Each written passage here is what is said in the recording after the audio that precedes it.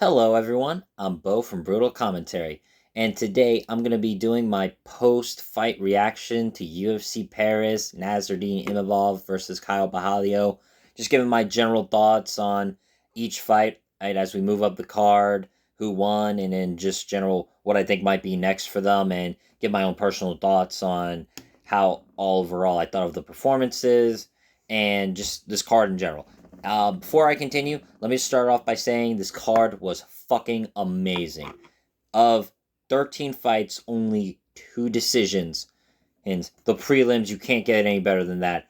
At all, the prelims ended in a finish. Main card, 6 fights, 4 finishes. This card was amazing. I have a top 3 of my favorite cards of 2025. I don't know. I don't have an exact order. I know I have 314 as my top one, but I'm also biased. I went to that one. That was my first live UFC event, so I'm biased.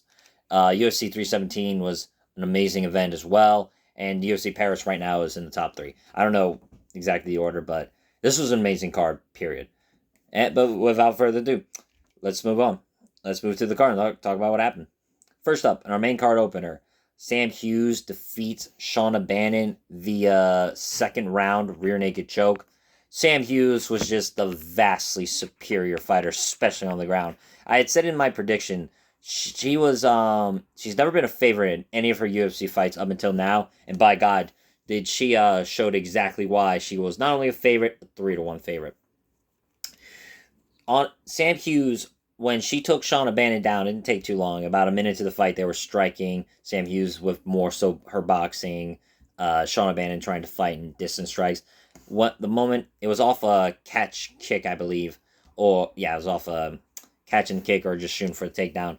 The moment Sam Hughes was in Shauna Bannon's guard, Shauna Bannon couldn't do anything. She tried hunting for rubber guard at times, or stalling by like just keeping chest to chest pressure. So Hughes couldn't really mount any meaningful offense, probably hoping that the ref would separate them if there was any more law in the action. But she was just content to play off her back, and that's just not something you like to see fighters do, especially in this day and age, because fighters are so good at this point that even if you're really good off your back, it just doesn't work as it did back in like the 90s. Eventually, Sam Hughes is able to posture up, getting some good ground pound. She eventually moves into the crucifix, and I thought she was about TKO in round 1, and I was going to be shocked if that had happened. But eventually, Shauna Bannon kind of swirls out, shrimps, and then gets up, and and ends round 1 with both of them standing, but clear domination for Sam Hughes. Second round, no different. This time she catches like a head kick, forces Bannon down. This time she doesn't get tricked into having to deal with that chest pressure or like closing the guard or like neck to head, that kind of stuff. Or I mean hand to neck. Eventually she's posturing up, just laying down the ground and pound once again on Bannon. And Bannon, wanting to get up, turns and gives her back up, and Hughes just takes it. Rear naked choke, and Bannon, you can see it on her face, she knows her goose is cooked. She taps, and first time she's ever been finished in her career, and first time Sam Hughes has ever won via at least submission in the octagon. I have to look back to see if she has any more finishes, but I'm pretty sure all of her wins are by decision. Great win by Sam Hughes. This is now 3 in the row. And 2 of those, she was a pretty big underdog. And this one, she was the big favorite. And now, riding a nice 3-fight win streak in the strawweight division. Now I don't see Sam Hughes ever, marching towards the title. But, it's nice to see someone improve, as originally, people would just kind of call her the second half of a fight, kind of there to either be a prospect, either you're going to be a prospect if you beat Sam Hughes, or you're going to bust. In this case, Sam Hughes now riding a pretty win streak. I'd love to see her and Angela Hill fight, the battle, not like battle of aunts at this point, because 2025 has kind of been like the year of unks, like, fighters that are past 35 have been winning: Volk, Usman, Derek Lewis, and now Sam Hughes, aunt. I just think her and Angela will put on a great fight, high-paced fight, and, they're not boring fights. The way I see it, I'm very happy for Sam Hughes. And, rightful winner. Shauna Bannon, I just think she needs to get better, simply evolve more than what the tools she has, because being complacent on off your back. It's never a good sign, nor is it a good sign. Just like her striking never has evolved. It's never really impressed me. It's traditional karate. She has some good kicks, but so Sam Hughes only can catch it, take her down. So, like I said, nice win for Sam Hughes. Moving up on the card. Renat Fakhretdinov destroys Andreas Gustafsson in about a minute. The official time was a 54-second knockout or TKO. Boy, I'm still trying to figure out what happened to Andreas Gustafsson because, like I said on the, oh man, it's so funny when you when you make your prediction videos and it goes horribly wrong like this. You just gotta take it on the chin, and I am. But you watch the regional footage on Gustafsson, he's never fought like that. He's taken much, much worse punishment than that. But then I start thinking he's 34, not super old, but his style is eat as much punishment as you have to close the distance, all gas, no brakes. You can see it in the fight. He's rushing Renat and swinging these big bombs at him, and he's catching Renat a few times, and Fakhretdinov's doing a good job of using distance strikes like jabs, right hands. And then about near the finish, he lands one right hand, and it doesn't look like the cleanest, it lands flush, but you can tell it shouldn't really hurt as bad as like some of the other shots you've seen Andreas take. But then he just starts kind of like wobbling. It looks like something rattled. Eventually, Fakhretdinov just unloads, big hook, head kick, knees to the body, elbows up top, and, Andreas just shells up. In real time, I can understand why it looks like he just took a dive, but I've heard some interesting things online. I have to... it's an Instagram channel called MMA Theory. They had a interesting hypothesis as to why it happened. It's possible that Andreas had a rough weight cut, and, like, when you're weight cutting, you're draining the liquids out of your body. Some of the stuff also is, like, the gel or, like, liquid that's in our head to help cushion blows so our brain is not as badly rattled. That could have been what happened, because you look at the shot he hit, it looks like his brain is rattling. He's suffering some kind of concussion, because there's no other explanation for it, because he's never backed off. He's never been hurt like that. He's lost, but it's never been like that. So, though, this is definitely the type of win Renat needed. I had said before, I thought he was overrated. He's a really good fighter, and, he hasn't lost in 10 plus years, right? His last loss was like 2014, but it was like the decision to Carlos Leal, which was bullshit. I did think he lost. The close fight to Dalby, the draw to Zaleski dos Santos. So I thought Andreas Gustafsson had the tools needed to beat Renat, but nope, I was wrong. Renat has some power to him. He didn't even need to suffer like any storm or any adversity. This is exactly what he needed to regain some of the hype. Only question is what to now, because you would think at this point, undefeated in the UFC, 4-0-1, actually, yeah, and now riding a 3-fight win streak after the draw. You probably think ranked contender next. Question is, what ranked contenders does he fight? He could fight Daniel Rodriguez. That's a possibility. I'd say Gabriel Bonfim, but he's fighting Randy Brown at UFC Rio. Kevin Holland's fighting Mike Malott. And I don't really see anyone else above, like, D-Rod taking the fight. So I suppose Renat could just wait it out, see how the division kind of sorts itself out in the coming months, and probably get a ranked opportunity.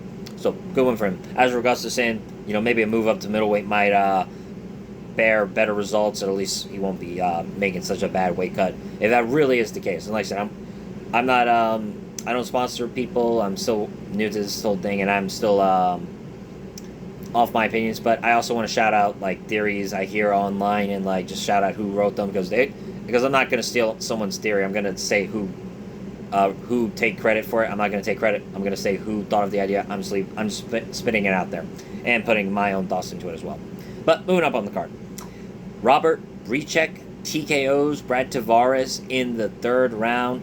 Whew. I knew Brad Tavares as a 2-1 favorite were not odds I liked, and I knew there was a possibility Bricek could catch him because he has good power, he's got good boxing, and overall, Brad Tavares' durability is starting to waver as he enters probably the twilight of his career. Because you look at it, because I've said before, of his last 3 losses, now 4 losses, 3 of those are TKOs or knockouts. And the first round, it looked like Brad Tavares had a good game plan. He was giving up real estate, but hammering in leg kicks, teep kicks, sharp 1-2s, cover up, circle out, and continue circling around the fence. But eventually, midway through round 1, Bricek catches him, and I believe it was a left hook, and it just starts swarming Tavares with body head combos. Looks like he's about to get him out of there round 1. But Tavares, a veteran of this game, eventually keeps his composure, shells up, tries to escape from there, starts throwing some long-range strikes to keep Bricek at bay, but Bricek comes back at him with another flurry of blows, and then eventually Tavares times a beautiful double leg, and it just, content to stay in side control and stop damaging. It looked like his nose was pretty busted after round 1. It was leaking pretty good. But, and then in round 2, it was Tavares' round. He mostly just won off of, it looked like Bricek was pretty tired after round 1. Like, it seemed maybe he had expended all of his energy trying to get Tavares out there in round 1. Now, maybe it's just he took round 2 off, regained his energy, and would try and finish Tavares in round 3, which he did. That's certainly a possibility. But all I can tell you right now is round 2, Tavares started hammering in leg kicks, teep kicks, 1-2s. Sometimes he would add a hook at the end of those 1-2 combos.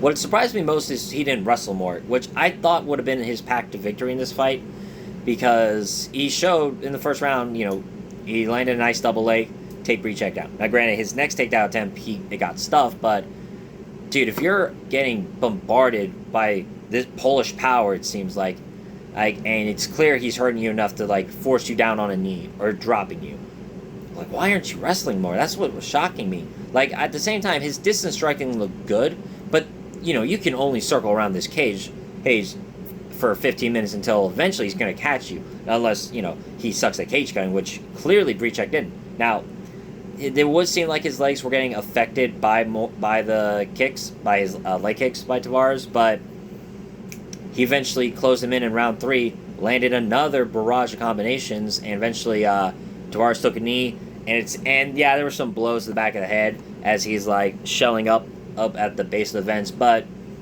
at that point it didn't matter, and I think the ref made the right call in stopping the fight. I know Tavares was like, I'm fine. All fighters kind of do that, and you understand, unless I'm knocked out, unless they're knocked out unconscious, they want to keep fighting and get that win, but it's just going to take more punishment. I didn't see him trying to escape from there. I thought it was a good stoppage. All in all, good win by Bricek too. I know I was counting out because not so much the loss to Ihor Butieri. I just thought Tavares was going to use his other aspects of his skill set besides his striking to win, but he didn't. And Bricek, Jan Blachowicz too is, I guess the selling point, or trying to sell him. I'm not exactly sure who to give him in the middleweight division. Maybe Torres Finney as a meme type fight, or maybe Azamat Bukoyev after his fight in Vancouver. That's certainly a possibility. Someone fun, I would say. Just give him a fun fight. I would say Mikhail Alexiejczuk, Polish versus Polish, but Mikhail is possibly fighting for a ranking, probably fighting someone else since their rankings in the middleweight are different.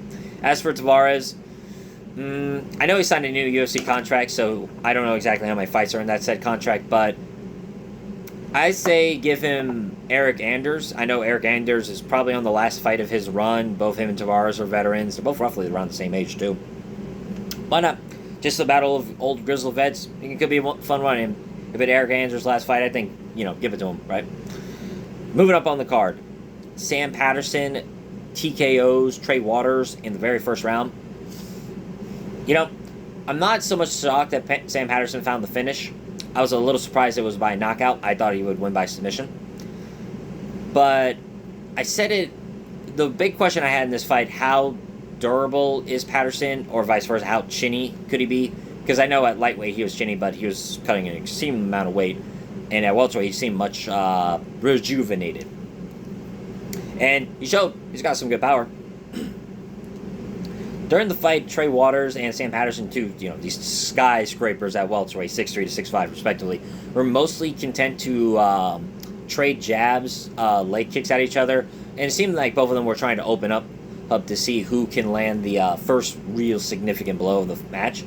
And Trey Waters is like keeping his hands low, kind of firing off punches Bobby Green style, and you can see it was marking Patterson up. He also has Patterson has that Corey Sandhagen type of skin tone, where it's like you can see immediately where they hit because a shade of red is going to immediately appear. So you kind of see where Waters is starting to bust up, Patterson's nose starting to trickle blood. But eventually, Patterson is also landing his own shots and calf kicks on Waters. Eventually, he finds the opening for a right hand, cracks Waters on the side of the temple, I believe. And at that point, Waters is starting to get on wobbly legs. Patterson, at that point, just can't miss. He's starting to lunge combinations. A lot of right hands are starting to land. Then one in particular lands emphatically onto the side of the head, wobbling Trey Waters. He turns his back to him, and the ref, I think the ref made a right call. You can see as the ref is like holding Waters, trying to help him stay upright. Waters is like trying to break grips. He doesn't know who he's fighting. And yeah, that's a good one. Or sorry, good stoppage. But / good win for Sam Patterson. And like I said, good stoppage. Trey Waters was just too tough for his own good. I thought he was going to just take more punishment. Man, he is Sam Patterson slowly building up a resume here at welterweight. Or I guess resume is not the right word, but like really streaking. That's 4 first round finishes, 2 submissions, 2 knockouts. He is proving to be a versatile or all-round finisher. He can submit you because we know his ground game is really good. Now he's shown he's got power on the feet too. Impressive. Now we called out Neil Magny, which is a bit weird. I guess he didn't know that Neil Magny is scheduled to face Jake Matthews in the UFC Perf card later in September. I would say that'd be the perfect fight for him, see if he deserves ranking, but at the same time, Jake Matthews is in the exact same boat as him, and I think if Jake Matthews beats Neil Magny, then he should get the rankings himself. So instead, probably give Sam Patterson, could you imagine they give him like Renat Fakhretdinov, see who really deserves a ranking? That'd be kind of funny. I don't think they wouldn't do that, just something I wanted to throw out there. But in all seriousness, kind of interesting. What would you do with him? Because I could definitely see some other fights for him against some unranked opposition, like Oban Elliott. I think it'd be a good fight. But I know Oban is scheduled to fight someone else. But yeah, he's Ramiz Brahimaz in MSG card, if I'm not mistaken. Because I would say Oban Elliott versus Sam Patterson would be a pretty good fight. He could fight Basel Hafez as to just like to stay active.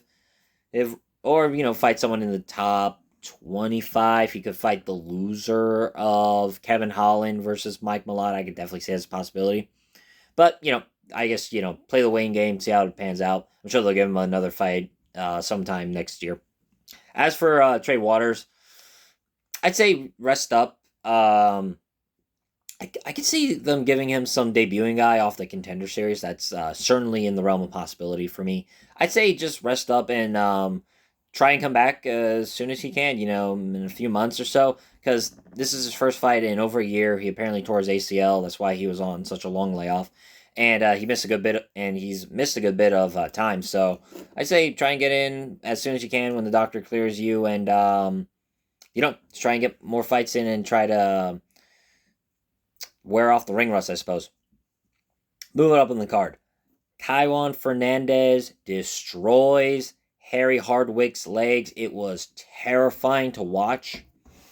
I'd said it multiple times in my look in my you can see in my video for this fight. I'll post the link for the description below. But Harry Hardwick does not check leg kicks. You can watch in his fights with K-Wars, he does not check leg kicks. And Kaiwan Fernandez is a vicious leg kicker. He trains out of Uanova, that's the same gym that trained legends like Jose Aldo, Renan Barao, those type of fighters, and they are proficient calf kickers. I mean, Fernandez was fighting like a prime WEC Jose Aldo. Matt just destroying those calves with devastating kicks. Hardwick had to be wheeled out in a wheelchair by the end of the fight.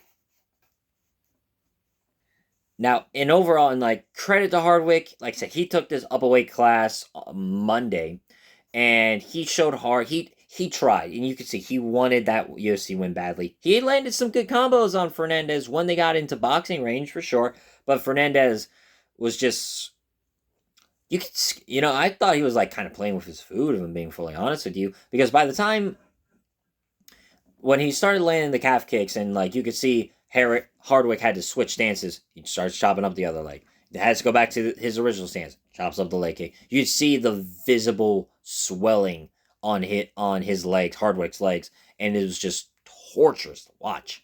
And then like he kicks him, and you could see him visibly hobbling. It was getting really bad. And at that point, Fernandez seemingly was playing with his suit because I figured, throw another leg kick, it'll be over real quick.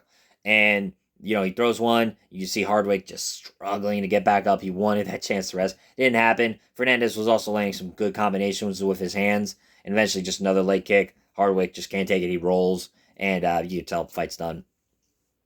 Kind of a terrifying performance for me, if I'm being honest. Fernandez looking exceptional in this lightweight division. Now, granted, I still would have picked Varasi Ham to beat him, but that fight would have been a lot closer now that I think about it. Especially with those leg kicks, can Ziam check them? I don't know. But one thing's for certain, Colin Fernandez is a threat to this division, and those leg kicks are some of the most dangerous in this lightweight division. That much I can tell you. Who they give him is a good question. A fight with Ignacio Bahamondes would be awesome. That would be awesome. Could you imagine the kicking war between those two? Or maybe even like Manuel Torres. That'd be an explosive fight. That'd be awesome. But still, great win for Fernandez. It's not 3 fights in a row. He's really shown, like I said, he's a threat. I'm telling you right now, I think Kyle Fernandez is going to be ranked in the near future at lightweight. I do. I think he's that skilled. As for Harry Hardwick, tough loss. Definitely going to need some time to recuperate. I hope nothing's broken in his legs. Maybe the bone's cracked. I'm hoping for the least worst possible outcome. Otherwise, like his bone is super fucked up or something, which I really, really hate to see because I do think he has potential. I think he can get wins in the UFC. But, go back to the original weight class you fought at, featherweight, and I'm sure I do believe he will win some fights at featherweight. But just wasn't time, and it was bad circumstances still. Moving up on the card. Ante D'Elia runs right through Marcin Tybura in round 1 in an emphatic UFC debut. Boy, So, like I said, this was a rematch. D'Elia's leg got, basically destroyed his right leg when it got checked when he fought Tybura the first time. It looked like he wanted some payback. I mean, as soon as the bell rang, he was right after Tybura, throwing bombs at him. I liked how they weren't all just winging shots. They were clearly nice straight shots, but still with that forward aggression. Tybura survived the worst of it. Started clinch up. It looked like he was going for the takedown. D'Elia stuffed it and then really immediately just went right back into it. Eventually, it was a right uppercut that kind of, I wouldn't say blew Tybura's off his feet, but definitely hurt him the worst. He started to shell up. D'Elia just smelled blood in the water, and it was pretty over quickly. I don't think this fight lasted longer than like 2 or 3 minutes. I have to really look at how long the fight lasts, but I can tell you this much, it was a blowout. And I would say more, but there really isn't. D'Elia just blew through Tybura, and I know I hated trying to pick for this fight because I thought Yanni De Castro, who was D'Elia's last opponent, he blew through him, but he's a blob, and I didn't even think he was UFC level. And now he's fighting Tybura, who, for all of his flaws, is still a good UFC veteran and can show poise, survive the worst of a storm, and rally into a finish, but that just didn't happen tonight. D'Elia was a man on a mission, and that mission was to get a win. And now he's in the top 10 of the UFC.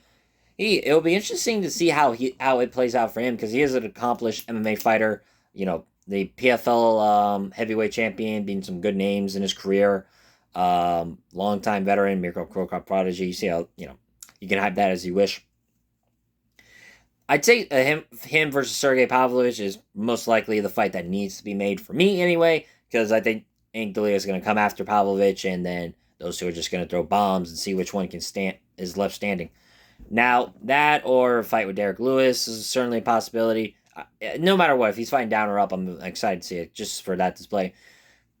I'm a little interested to see what happens in the near future for him, because like I said, if he can get some wins going, he could be eligible for a title, but him and Tom Aspinall are teammates. But I'll cross that bridge when I get there. But until then, great win. As for Marcin Tybura, not too sure exactly off the top of my head because, like I say, he's fought everyone in the heavyweight top 10. They might just give him someone below him. But again, who do they give him? Maybe, like the winner of Vitor Petrino, Thomas Peterson, someone like that, someone unranked. I'm just not sure because, like I say, he's fought everyone. Maybe Taliesin Teixeira, I don't know. Maybe a rebound win for both, or attempt at rebound for both of those guys. But we shall see. Moving up, our featured prelim. Umar Sy TKOs Brenson Ribeiro in the first round and regains a lot of the hype for me. Umar Sy coming in, opened at a 4-1 favorite. He ended it when that cage doors closed. He was a 7-1 favorite. Rightfully so. He absolutely blew through Brenson Ribeiro. I'll say this. Brenson Ribeiro had a really nice... He did that same Kimura sweep he did in his second last fight against Demir. He got it. He was actually able to flip over Umar Sy. Now, he wasn't able to gain top position, but he was able to get Umar Sy off him. So, I give credit. Ribero's got a good ground game when it comes, but Sy was just superior in just about every aspect. Like I said, Ribero's got a good ground game, but Sy was superior in that aspect as well.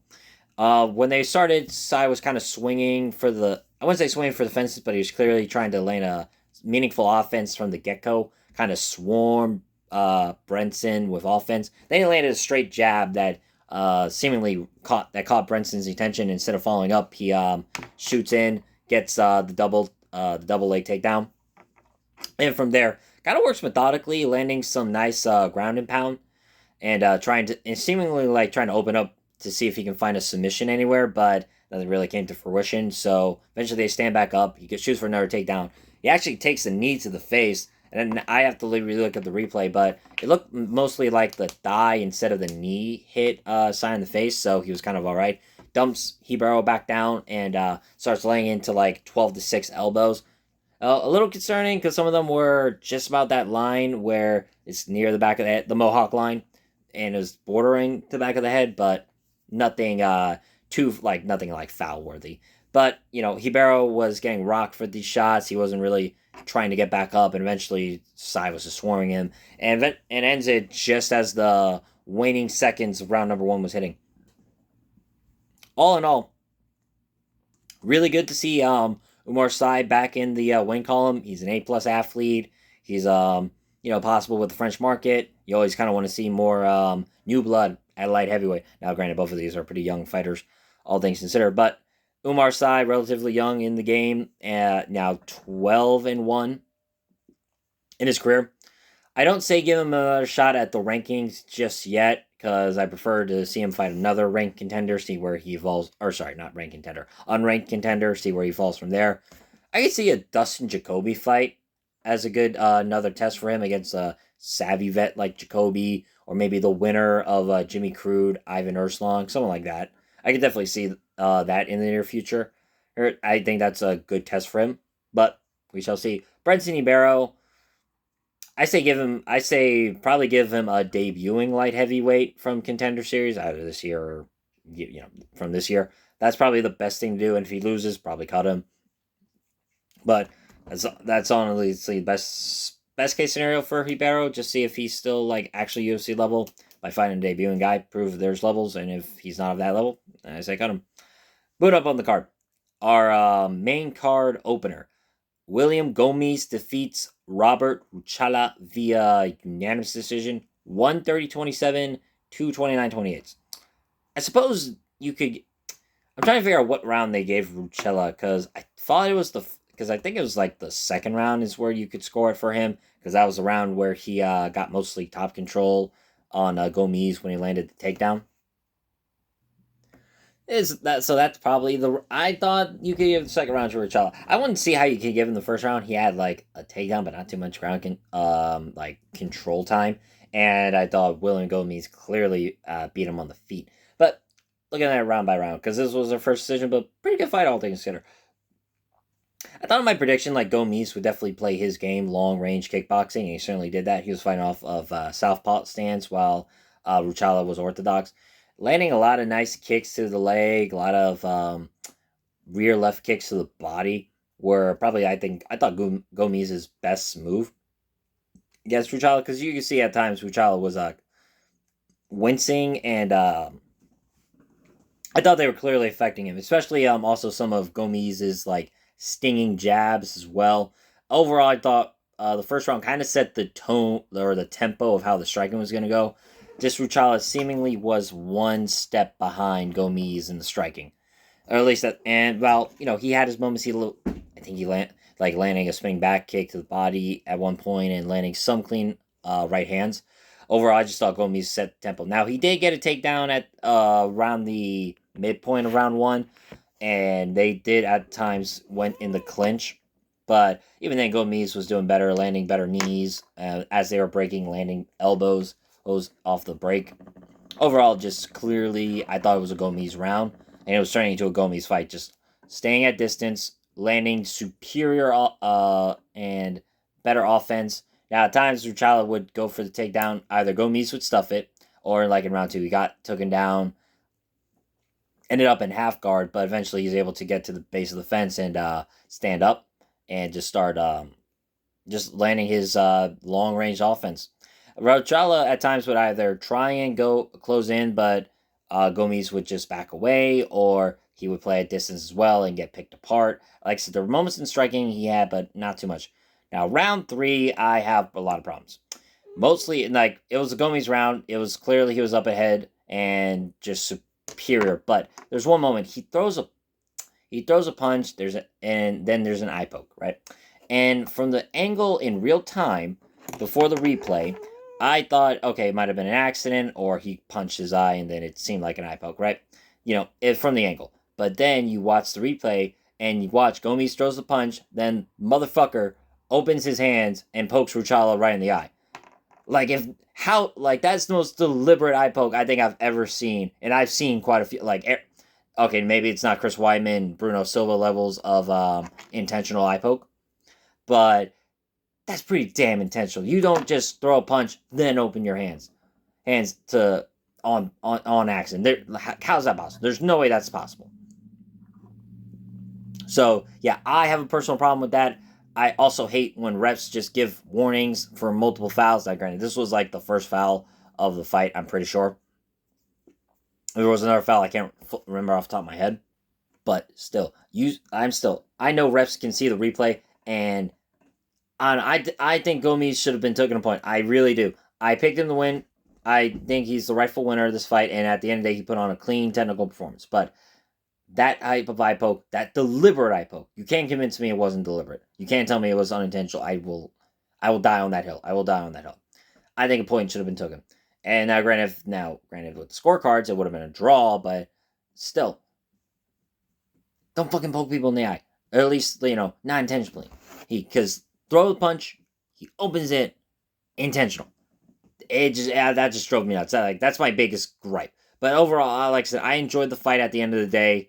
I feel bad for Robert Ruchala. It looked like an interesting signee. We'll see how he goes in his UFC career. He might be able to get a win. I'm not sure who they give him off the top of my head.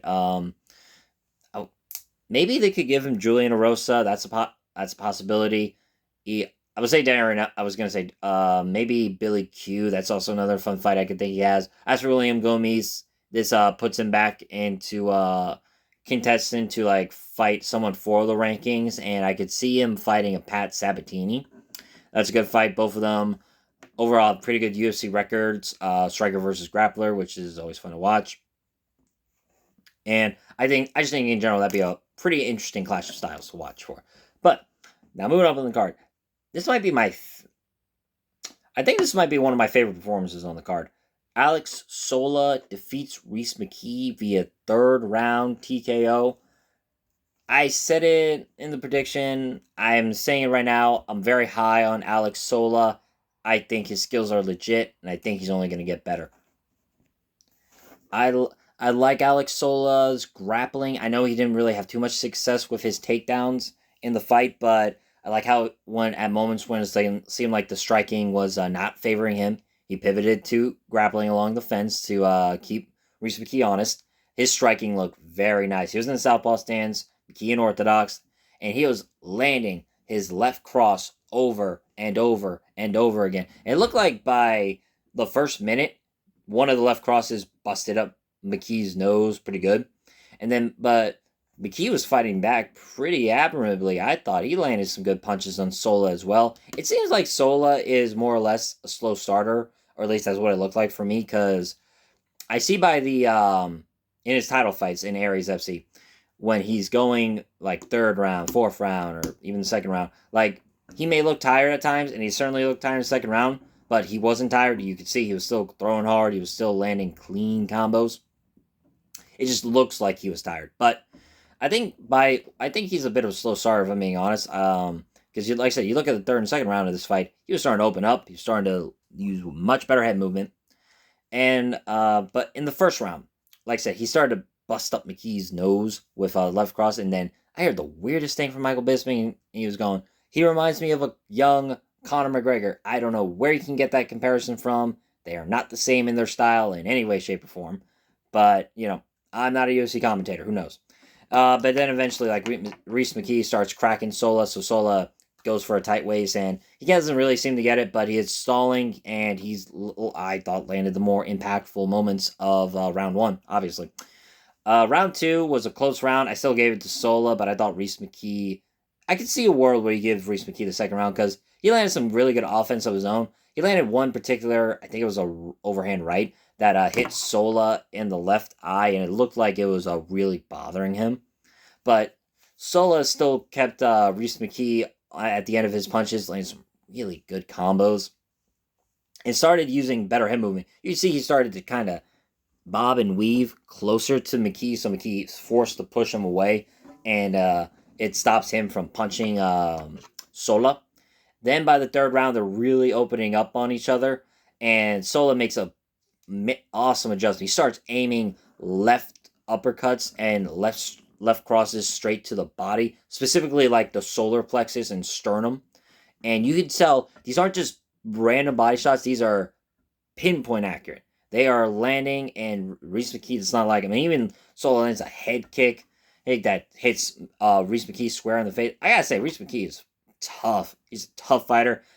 Is really like most of his like stoppage losses would be like submission, and like Hamzat ran him over, but that's about it. Like Reese McKee is a very durable fighter. But then eventually Sola, his investments to the body are working, and eventually he lands one perfect left cross right in the midsection. I think it was the diaphragm, and Reese McKee just goes to his knees. Sola starts landing ground and pound. Now, there's a bit of a complaint with the stoppage, and I can understand why, because Reese McKee was still there. He was still conscious, all that, and like it looks like he was starting to kind of get back up. My argument is, because I didn't really think it would matter either way, stoppage or not, that I think Sola was going to win. It looked like he was going to win on the scorecard. I thought it was going to be 30-27. My argument is, it didn't look like Reese McKee had too much urgency. Like, I know he was starting to get back up as Herb Dean was stopping him, but he didn't fall and then immediately start to try to rise back, block punches, like see what he can do to stop being attacked. And it looked like he, the body shot really hurt him. He had to curl up, because that's just instinctual. You understand this. When you take lower shots or body shot, that curl up you see fighters do, that's instinctual. That's not something you can control. Because your brain is trying to protect your body from the punishment. And so McKee was forced down, and I don't think he would have immediately gotten back up, and I think Sola was just going to keep wailing on him. So that's my argument. But I understand if, think of an early stoppage. I'll leave it at this. I think I prefer early stoppages than late stoppages, just because I don't need to see a fighter who's already down and taking a punishment take more and unnecessary punishment. So that's kind of where I stand on it. But all in all, I thought it was a great win by Sola. Now, I know Reese McKee, you look at him like, he's 1-5 in the UFC, all in all, and maybe not UFC level. Fair enough.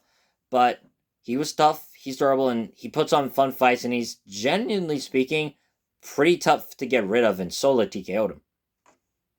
And what's crazy is, what's crazy is, what's going to happen next. Because I know Sola is going to go back down to lightweight. He's a big dude. He looked like a well-sized welterweight. weight. He was about eye level with McKee. Like, don't believe Tapology when they tell you that he's 5'11". No, he was about 6'1". He was near eye level with McKee, and McKee's like 6'3".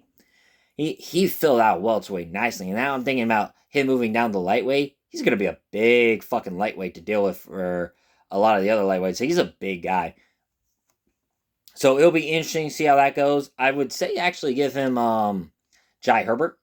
I think that would be a fun kickboxing fight. Or maybe give him someone on the opposite end, like a grappler. I could see doing a bit of matchmaking here.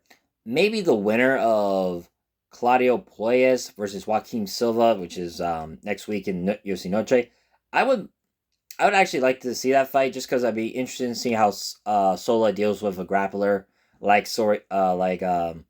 Puelles or a veteran like Joaquim Silva. But like I said, Jai Herbert's also a veteran and a pretty fun striker to watch. So I wouldn't complain about that fight at all. Still, good one for Sola. I think he's going to be a problem for some of these lightweights, and I'd love to just watch him work. I'm excited to see Sola's evolution because I'm very high on him. As for Maurice McKee, they'll probably give him another fight. He's a fun fighter to watch. Tough loss, finally got his first UFC win. Is what it is, and I just thought he just fought a very good prospect who I think is really good for the French market. Moving up on the card, Mason Jones TKO'd Balaji Oki in the second round in a fight where one word can describe it: holy shit. That's all I need to describe it, really. If you saw the fight, you know what I'm talking about. Jones has a blockhead. That chin might be plot armor. I'm being real. Because Balaji Oki hit him with some hammers. Dropped Jones like a minute or like 30 seconds to a minute in the fight. Hit him with some absolute bombs. Drops Jones. And I was pretty nervous that they were going to stop the fight. Or a lesser referee might have stopped that fight. But Jones did really well to survive the storm. Started going for wrist control while he's on bottom. Never letting Oki really land any significance once he's on the ground. Then, as Jones gets up, like I was hoping for in this fight, their boxing combinations were awesome to watch. Both of them were going for the body head. Jones started to open up with elbows. Eventually, he takes down Oki. Or I take it back. He drops Oki first. Tries to get the guillotine. He doesn't get it. But then he starts transitioning beautifully on the ground. Like Jones... I thought that Jones would win simply due to the fact that he is the better overall MMA fighter, more well-rounded. I think Oki, at the end of the day, might be the better striker, but Jones was vastly superior on the ground. There were moments where he transitioned beautifully from like side control to north-south. Then he starts isolating one of Oki's arms for a Kimura. But Baloki is is an A+ athlete. He's able to power out of the Kimura and eventually fight back on the feet, but then Jones takes him down immediately. And I believe the round ends with both of them trading on the feet. And I thought Jones kind of stole the round back because it was 2 knockdowns. Now if he gave it to Oki, I completely understand that. But it was just crazy thing. Like he's dropped, Oki's dropped. I mean, it's just turning into a freaking war. And I thought this might be fight of the night. It was just, oh my god, this is just awesome to watch. And then round 2 comes in. They're both trading leather once again, and I can see Jones starting to open up his arsenal. He's starting to land knees as they close in. Oki starting to land some liver shots. Then Then Jones gets 2 underhooks, gets I think a C grip, and just fucking throws Oki down to the ground with authority. You could hear the audible thud when his body hit the canvas. Like he threw him with some force to it. Eventually he gets just slides in the full mount and starts raining down 12-6 elbows, and Baloki's doing everything he can. This type of TKO that I think is the right type of TKO. Oki does everything he can to try and get back up, defend these shots, but Jones is just a man on a mission. He's just wailing down ground and pound. Ref has to step in, and great win by Mason Jones. He's now 2-0 in the UFC in his second stand, and he is such a fun fighter to watch. And like I said, he has a blockhead because he took some bad shots from Oki. He took some bad shots from Jeremy Stevens. He took some bad shots from in his first stand in UFC, and the dude does not stop. He comes after you. Now, what they give him, that's a good question. If you want another really fun fight, there's always Gibson Elves Brenner. That would be extremely fun. But admittedly, a part of me would love to see how he handles a wrestler / grappler type, because his grappling is legit. It's very good, and I'm pretty sure he's a judoka. And I would absolutely just love to see it. So, if there's a grappler available, like, I'm not, maybe like the winner of like Diego Fajeda versus Alexander Hernandez, or a Chase Hooper, or something like that, I'd love to see it. I just want to see how Jones would do against grappler. But if not, and we just want to give him a different type of fun fight, yeah, give him Elves Brenner, because, oh boy, that would be worth my money. I'll tell you that right now. As for Oki, tough loss, and he kind of shows like he beat, like Timothy Kawamba, close decision, and Michael Aswell. More or less not UFC type level athletes, at least. Timothy Kawamba shown he is, but still, that's a bit up in the air for me. And then losing to Jones, losing to Chris Duncan, who I think are proven UFC level athletes, kind of a tough spot to see Oki at this, but I'm sure he'll get another win in the near future. I'm thinking if Austin Hubbard isn't cut, they could give him in. Actually, I take it back. They could give him like Cody Steele, Ron Ju. Ooh, those are some fun fights I can see for Oki. Certainly like the type of brawl we just saw, especially if it's like Ron Ju they give him. I can see that. Maybe Jordan Levitt would be a good fight, but we shall see. Moving up on our card, Modestas Bukauskas retires Paul Craig in round 1. Buzzer beater KO. So, when the fight started, Bukauskas was what I thought he would probably do.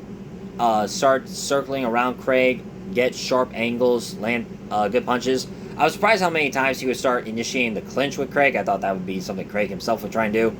But he's pressing against the fence, landing knees. Craig himself had, I thought, some good knees. Then he did that weird technique where you start trying to kick the calf with your heel while you're being pressed against the fence. But eventually, and it's kind of like that for the 4 minutes of round number 1.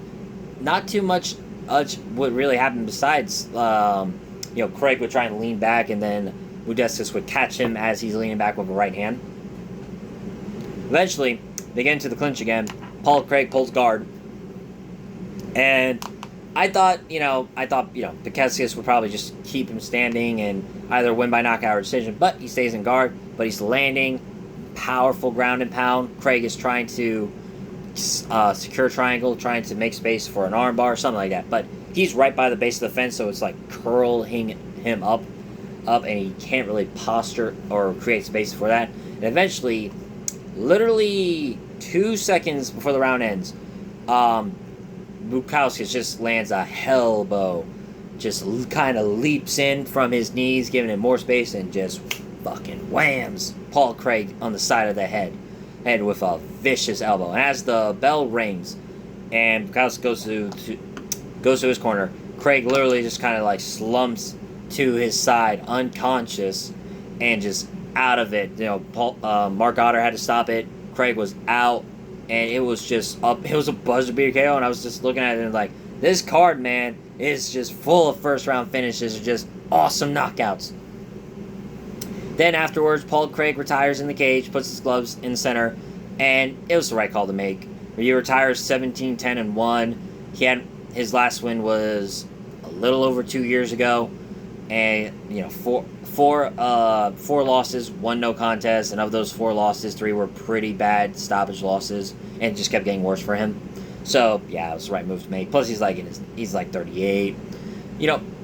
I'll say this about Paul Craig. He was once a ranked contender. He's fought some good names, lost to some of them, beat some of them. I feel like Paul Craig's kind of the definition of like what a really good journeyman is. Loses to some fighters, beats some high level guys on their resume. Like he's literally he retires as so far the only man to beat Magomed Ankalaev. First person to give Jamal Hill a loss, beat Nikita Krylov, who was at the time in his prime. beat legends like Shogun. I know Shogun was past his prime, but still, just like a name in general on the resume. Paul Craig, I say journeyman, but I don't mean it as an insult. I do believe some fighters understand like their roles in whether it's boxing or MMA, it doesn't matter. Like some of them understand their roles. Like they know they're not going to get to the highest level. They're not going to fight for the belt. They try, but just never seem to get get over the hump that separates title contenders from the from everybody else. But at the same time, journeymen make a lot of money, and Paul Craig certainly, I'm sure, has made a lot of money over the years in bonuses. So I hope not for the best of him. I hope he doesn't retire with any permanent brain damage. And like I said, he made the right call. And it's like he said in his own words, the young eat the old in the sport. As for Bukauskas, that's 4 wins in a row now, 3 stoppages. I'd say he's about due time for a ranked contender. Question is who? And I got 2 names in mind. Either the eternal gatekeeper, seemingly, of light heavyweight, which is Alonzo Menifield. The only question is I don't know when Alonzo Menifield is coming back in action. Or we give him the key to Krylov, see if Krylov is like fully washed at this point. Coming off of 2 bad first round KOs. It'd probably a time to see him out of the rankings. Those are probably the 2 names that best come to mind for Bukauskas. But either way, shape or form, give him a ranked contender. He's more than earned it. And there's no more to really say about that besides, just great rejuvenation of his career. Like I said, his first stint in the UFC did not bore much success, but he went back to Cage Warriors. He embraced the grind. He went back and is now on a pretty impressive streak. Moving up to our co-main event. Oh boy, I got some crow to eat.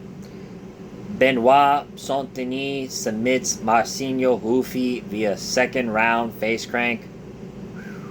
Boy, I'll be honest. Cards on the table. I thought Rufi was gonna kind of style on Benoit, but I know I was not the only one. He opened up. He was like a minus 180 over Benoit. It looked like he had the style to beat him. A slick striker, elusive. Looked like he could hit Benoit with some hard shots, stay out of it, but nope. He got mauled on the ground by Benoit. Literally, like, first 10 seconds into the fight, Benoit starts rushing in. I'm trying to think if it was either the body kick or the head kick he landed Rufi with first before the takedown. Either way, about 45 seconds in, he gets the takedown on Rufi. And literally before the minute signal, round 1, he's in full mount. And starts landing ground and pound, starts landing good control. I will say I thought Rufi at times had good get-ups. Eventually was able to create space, shrimp, posture up, and get Benoit off him. But you look at the statistics, he landed 6 strikes. For only 1 in round 1, and that was a knee to the body.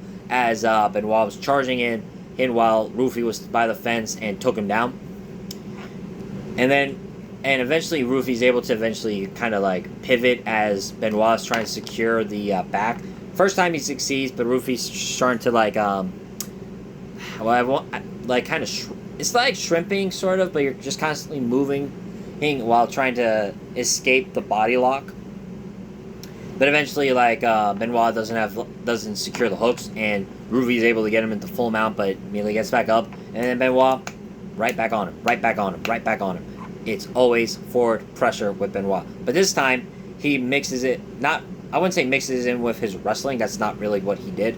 Or sorry, that is what he did, but that's not the improvement that I saw. I saw him, I don't want to say he had better defense, because it still seemed that he was there to be hit at times. But he clearly understood the assignment. Get Rufi down, constantly use takedowns instead of just charging at him with strikes because he's a superior striker to Benoit, and just launch. And then you see the striking made Rufi not be able to open up. He just didn't seem... He was not the Marcino Rufi we've been watching in his last 3 UFC fights. He couldn't open up.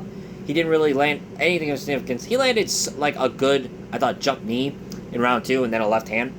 But then Benoit took him down again.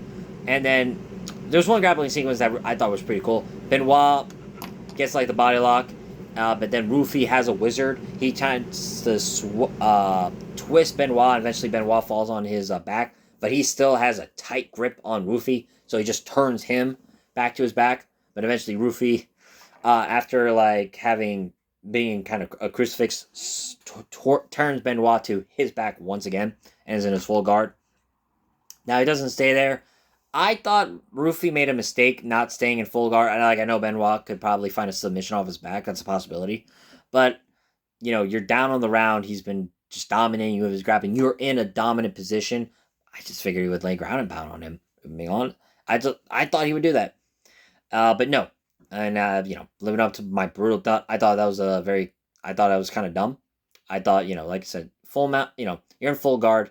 There's now, like I said, there is easily a possibility Benoit could escape, probably. But dominant position, you have a chance to lay some ground and pound, and he doesn't take it. Eventually, Benoit takes him down again, and this time he gets his back. And Rufy, oh my god, Rufy does not fight the hands as Benoit is starting to try and fish for the rear naked choke. He doesn't build bait. He doesn't try and build base. He doesn't try to escape with his hips. All he's really doing is tucking his neck in, and that can work. To avoid a rear naked choke, and you could possibly kind of just will your way out of the submission. But Benoit, he claps on, gets the rear naked, gets the arm over the jaw, and I couldn't really fully see it, but it looked like he was retching his left elbow to the shoulder blade of Rufy, and that in turn just kind of drives the squeeze further, and it looked like Rufy's head was going to pop off like a bottle cap. Eventually, he taps. Boy, I got like I said, I gotta eat my words because I thought Rufy was gonna style on Benoit. I thought a highlight reel. We got a highlight reel. It was just the complete opposite, and I didn't think his grappling defense would be that bad because you look at who he's training with, like Damian Maia's his grappling coach, and this might be able to tell you who of the fighting nerds are the best. Right now, it looks like John Silva because he's still undefeated.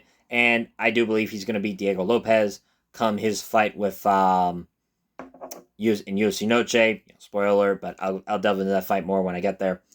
Air next week. But looks like John Silva might be the best. Carlos Prates himself also has great takedown defense, especially single legs. But, I just didn't think Rufy would get that bullied as badly as that did. Now, I did say this is probably the most dangerous grappler he's ever faced in the UFC, and certainly one who would pursue the takedowns much more than all of his other opponents combined. But I thought he would have a better game plan than what he did. This was a bad look. This was a hype train derail. That's all it was. Now, who you give him after this fight, I have no clue. Give him an arm rank guy. I'm sure though, Rufy will stop. I'm sure Rufy will probably. It'll be one of those ones where he regains his hype by highlight reeling KO someone unranked. Or, he's a busted prospect and loses in his next fight by submission again. One of those two is going to happen. As for Benoit, this is a great win. And it definitely revitalized his career. Because I didn't think he was done per se. But I did think he took a lot of damage in his last 3 losses. And in his UFC fights, he's taken a lot of damage. And I thought, he didn't impress me with Kyle Prepolek. I thought, getting tagged by the late notice replacement was not a good look.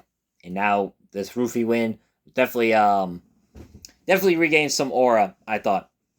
And as for the next matchup, I have one guy in mind that I've been thinking of. I want to see Benoit fight Matheus Gamrot. My big reason is, at this point, 2-fight win streak. He's defended his ranking twice. I think it's only fair that he attempts again to get into the top 10. And who better yet than Matheus Gamrot, who historically, when he fights fighters with really good ground games, makes for an insanely entertaining fight. I mean, Saruki and Gamrot, need I say more? Saruki and Gamrot, Saruki and Dariush, Gamrot, Dariush. When he fights fellow grapplers, it is super fun. And Benoit is a great grappler. He took Dustin Poirier's back. So, Benoit's grappling is legit. So I think that's the perfect fight to make, if I'm being honest, is because, and I know Gamrot has called out Benoit. I know they kind of have beef with each other, and I'd love to see that fight. I think book that or the Michael Chandler fight. Those are the only two that I think make sense. Can he beat them? We shall see. But like I said, great win for Benoit. Derailed the hype train and made me eat my words. That's for sure. Moved up, our main event of the evening. Nasruddin Imavov defeats Kyle Borralho via unanimous decision. 150-45, 249-48. I thought 49-48 was the correct scorecard. I thought Borralho won round 3, and Imavov won every other round. Boy, not a good night for the fighting nerds. That's for sure. Like I know, Protez lost to Ian Gary earlier in April, but he gained a lot of his hype back, I thought, with his knockout of Jeff Neal. But, man, all credit where credit is due. Imavov fought a near-perfect fight, in my opinion. There were some moments I didn't really like. Like, he is a bit of a slow starter in round 1, and I thought Borralho did a bit more in round 1, but it seemed like all the judges gave it to him. Of all the things Borralho did in the fight, his 1-2s were really good, and I think those were his best shots. Besides the leg kicks that he landed on Imavov, Borralho's 1-2 were probably the best offense he put to the table. He landed a lot of body kicks, but I don't know. I thought the angle was really off because they were more so in a slope upward angle instead of kind of like driving it and like horizontal, like really digging into the body. It kind of more like slapped.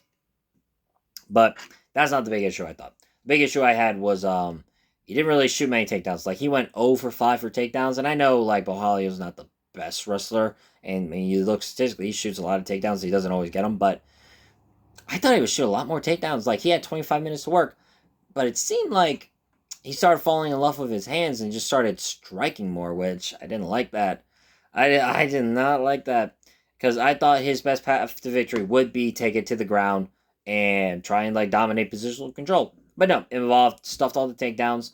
And one thing I noticed is he is fast. His hand speed is fast. He landed some great combos. He started really digging in with uppercuts to the body on Borralho. Not so much in kicks. He landed some here and there, but really it was his boxing that won him. And forward pressure, like you could see them both constantly hand fighting throughout the fight. Now there were some fouls. Borralho need Imavov in nuts by accident. There were some unintentional eye pokes as well on Imavov to Borralho. I thought the 5th round should have had a point deduction because like that was 2 eye pokes at that point. And again, it's another gripe I have. It's just like, if the first time is unintentional, I understand a hard warning for most fouls. Not like, not kneeing them in the head when they're down, but like in general, like eye pokes, groin shots. As much as like it irritates me to no end because you know the rules, and while sometimes it happens, I understand hard warning.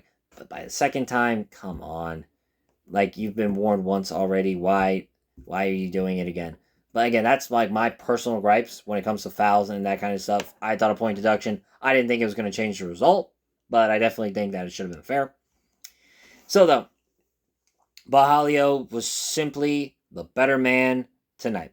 Now, Imavov was simply the better man tonight. Could you imagine? I've been talking all the time about Imavov was doing better, and Borralho was actually the winner.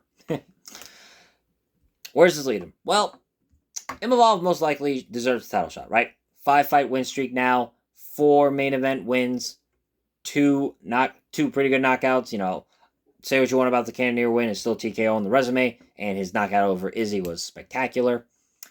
He might be next. Does he beat Khamzat Chimaev? That is a question for another day. I don't know if he does. I don't think he really can because he's a slow starter, and Khamzat is one of the most dangerous first-round fighters in MMA. But you can't deny Imavov has earned this shot. Now, the question becomes, what about the Renier de Ridder Anthony Hernandez fight? You think whoever wins that fight, and if it's like more exciting, more dominant, or ends in a finish, they might leapfrog Imavov for the title shot. So really what's going to happen to Imavov will all be determined when we hit UFC Vancouver and whoever wins between Fluffy and RDR. Then I think you'll get your answer on what's going to happen to Imavov. Because if it's not as dominant or like ends in a finish and is a pretty boring fight in comparison to this, then yeah, Imavov's next. But if it isn't, they might leapfrog him, and that's a possibility. But I'll say this: when Imavov does get to the title shot, because I do believe he's going to fight for the title pretty soon, you can only say he's earned it. You can only say he's getting better. You can only say this man's entering his prime. He's like 30 to 29. Pretty sure I like 30. He is just going to get better and better, and he's earned the shot. He's earned the shot. There's nothing more you can say about that. As for Borralho, rough loss. His first loss in the UFC, and kind of cuts the 14-fight win streak. But I still believe in his skill sets. I do think he'll fight Khamzat Chimaev in the future, or fight for the belt in general. He's skilled. He's still a skilled competitor. It's just been his first fight back in over a year, and certainly cutting weight twice in less than a month doesn't help your case. Or sorry, doesn't help, I'm sure. But it looked like it didn't affect him. It looked like he was in pretty good shape. But I don't know, he's saying his post-fight interview, it's like his testosterone felt weird and stuff like that. That's something that's going to be affected by your weight cut. But what do they give him? I think they can give him Brendan Allen, and that's certainly a possibility. A winner between Shower Bullet versus Paulo Costa is a possibility. Maybe MVP. I don't know if they give MVP that fight, though. But there's no shortage of opponents for Borralho. I just hope he, I wouldn't say quick turnabout, get some time to heal up. But certainly, I definitely think, fight as soon as he can, get more experience. Well, not even more experience. He's a pretty well-traveled vet at this point, 19 fights in total. But in general, get more fights under the belt if you can, if you have a chance. But overall, that has been my thoughts on UFC Paris. Overall, like I said, this card was amazing, top to bottom. There's 0 boring fights, spectacular finishes, our 2 decision wins. In general, were, I thought, pretty fun fights. Tactical fights, but fun fights nonetheless. And overall, spectacular card. Overall, I went 8-5 in picks. Not the best I could have done, but hey, I promise this is only the beginning, and I certainly expect to have ups and downs. No one's perfect when it comes to predicting fights, but all I can do as a person is just enjoy the ride and see how it goes. But if you liked the video, comment and subscribe. I'd love to hear your thoughts on the fights, and in general, what you thought of your overall performances or your favorite performance of the night. But until then, I'm Mo from Brutal Commentary. I thank you all for listening. I'll see you next time.